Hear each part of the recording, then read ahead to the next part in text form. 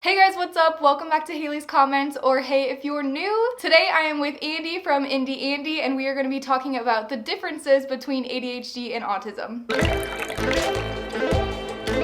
Hey guys, what's up if you're new? Every Tuesday I post a new coffee talk video, which is about ADHD, depression, or anxiety, and then on Thursdays I just kind of post whatever I want. And I'm here with Andy. Do you want to introduce yourself?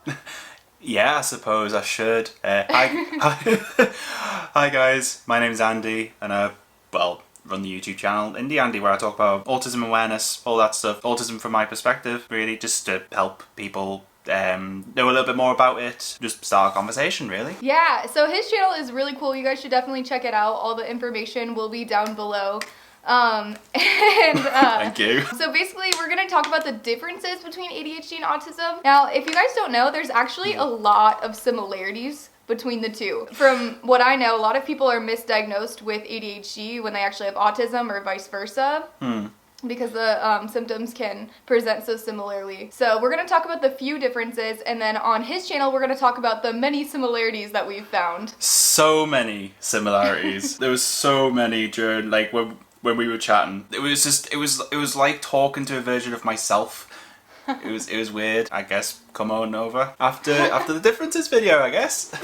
Yes, absolutely. I think that video will be really interesting. You guys should definitely watch that. But okay, first we'll talk about the differences. First on our list is multitasking. So for me, I love multitasking, and if I'm actually not multitasking, I can't focus a lot of the time, which a lot of people, that's kind of a misconception with ADHD. People think we can only focus on one thing, but if we are only focusing on one thing, most of the time our minds will drift and we'll just think of like 20 million things at the same time. I like to have music going while I'm working and like be tapping my foot, like have a lot of things going on. In work situations, whenever there's like a bunch of different things I need to worry about at once, it's stressful, but I definitely do better in those situations than when I just have like one task. Where I differ, it's really that whole thing of, I just like doing one task at a time, really, because the senses of like everything going on around me gets a little bit too much. So like for me, I can't have multiple things on when I'm doing something, otherwise I'll just get distracted. I just generally function a lot better when it's just the one task instead of having like multiple tasks. Yeah, and also I would like to say, like, there can definitely be too much with ADHD. Like, you have to have that right amount, and it's kind of different for everybody. When I'm driving, for example, a lot of times that's just like sensory overload for me, because I'm supposed to be paying attention to what I'm, what's in front of me and all around me. Like driving, there's a lot going on already. And then if the music is going and I'm talking to my boyfriend and I'm trying to look at my GPS, like it's just too much and I like lose track of what's going on. So like it has to be the right amount. Yeah, and I mean for me as well, when I'm working at a computer, for example, in the office, because like I work, I work. So have to make a living somehow. When I'm in the office working on something, people will be chatting about what they did at the weekend, and there'll be coffee going, and there'll be someone moaning about something that hasn't happened or something like that, and it's just like, I can't deal with that. I just need to like do this, and it's hard when that is going on, and then there's like other tasks that you've got to do, like go to the printer, do this, do that. It's like I don't know where to begin, and it's kind of the case with some autistic people, most autistic people. Like everyone on the spectrum's different. Just for me, it's just easier just doing that one thing. I mean, even doing this, like I'm talking to the camera there, I'm talking to Hailey there. It's like, what do I concentrate on? So number 2 on our list is routines. Routines are really important for people with ADHD, but nearly impossible to achieve. So basically, like, because we have trouble switching from task to task, it's best if we have a routine in place so that we know at this time we do this, at this time we do this. But it's so hard to get on a routine. It's nearly impossible. And I've tried and tried and tried throughout my whole life. And that's like been a New Year's resolution of mine this year. And I've just failed epically. It's so hard for some reason. I'm just in the middle of eating, just excuse me. From my perspective, when it comes to routines, I just like having a routine mainly because I feel kind of grounded in what I'm doing. Like I know what I'm doing. It's just that whole thing of like having a structure to your day so you know kind of what to expect. It can cause anxiety if there's uncertainty. So having routine is beneficial from that aspect. But routines can be helpful, but they also can become obsessive. If you have a routine in place, it's just making sure that you're not obsessing over it. It doesn't become like the one thing that you just obsess over, really. Sure, I was gonna say something. This is how my filming goes a lot of times. Same for me, honestly. Okay, yeah. So basically, like, I'll pick out a routine. Okay, I'm gonna do this at this time and all of that, and it'll be perfect and it's totally doable. It just never works out because that's not how my mind works. So, like, yesterday I was trying to get dressed to film, but then I was, like, stopping and I was, like, going to write down video ideas, and I'm coming back and I'm getting dressed, and then I wrote a song in the middle of everything, and then I came back to get dressed, and it's like I can't just do the same thing. I have to do, like, 12 things at once.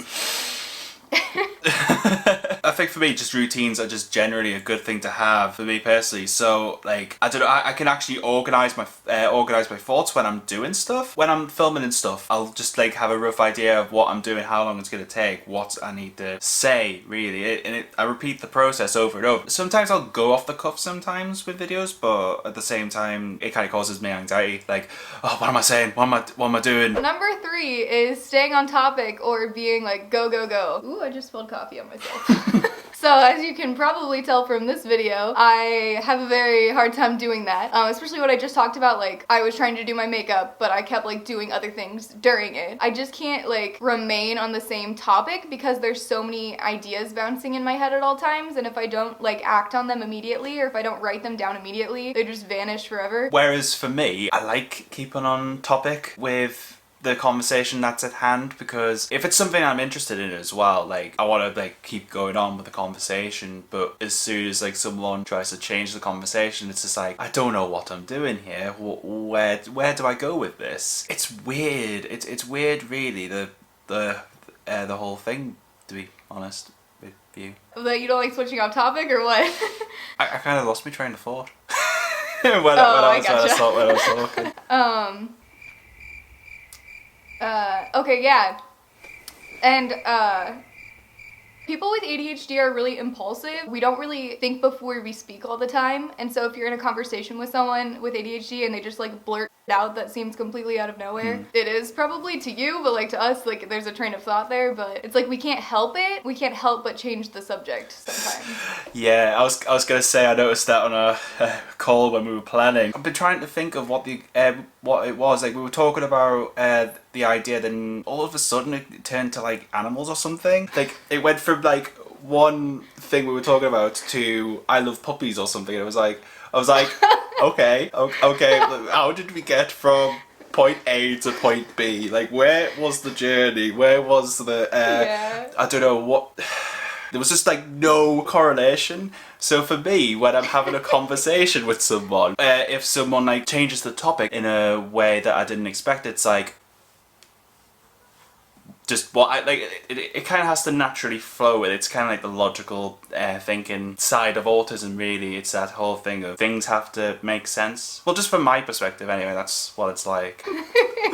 Even just, like, from anyone, like, a lot of times I'll just be saying something and, like, they'll look at me weird, like, where the heck did that come from? But what's interesting is when I talk to people who have ADHD, like, they follow me a lot of times. Like, they say this one thing, which makes me think of this other thing, which makes me think of this other thing, which makes me think of this other thing, like, all in this span of, like, 1 second. And then I'll say something that to, like, the everyday person is like, what? To people with ADHD, a lot of times they'll be following me, which is interesting. I know, that is quite interesting, considering I was like, what? Number 4 is having anxiety in social situations. And if you guys have watched my channel before, you know that I actually have social anxiety. So we're just gonna kind of ignore that and not take that into consideration, because not everyone with ADHD has social anxiety. And people with ADHD are generally very outgoing and talkative. Not all the time, that's kind of a stereotype too, but I know a lot of people with ADHD who are super outgoing and are not afraid to talk to anybody. Whereas when it comes to autism, anxiety in itself can be comorbid with autism and, like, other conditions. It's kind of weird, but for me, when it comes to social situations, it's that whole thing of, again, what do I say, what do I do?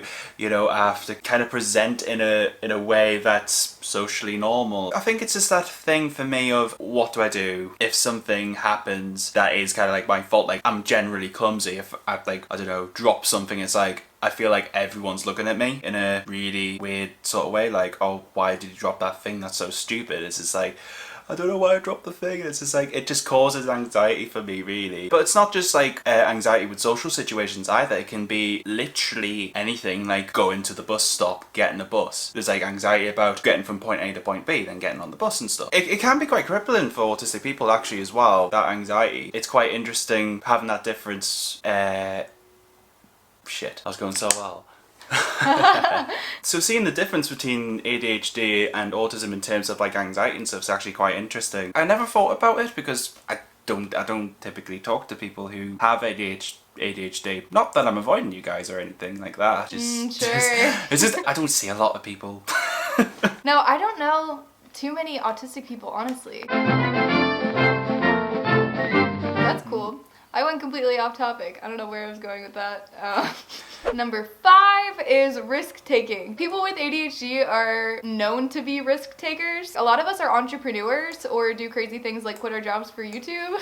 We'll just kind of take those risks and we're a lot more likely to just believe that like the impossible can happen. Whereas someone on the spectrum typically may not want to take risks. Like personally for me, I am very much a non-risk taker person. Like I try to weigh up the positives of a certain thing happening or negative things happening from that situation. I think kind of analytically about it before I actually do it. Though I will say sometimes if my emotions are like running high, then I'm impulsive. But when it comes to like a calculated risk, I'm kind of calculated in that way. Not like I'm a genius or anything like that. I'm like in an office or whatever, calculating the risks of like doing whatever. But like, whereas people with ADHD, from my own understanding anyway, and like I do know some people with ADHD and they tend to not really think about it. They kind of just go out and do it in a sense. Yeah, a lot of people with ADHD are like that. I am someone who kind of like, I think about it usually beforehand quite a bit, but I still make crazy decisions. Even though I've thought about it and I know that it's crazy, I still end up doing it.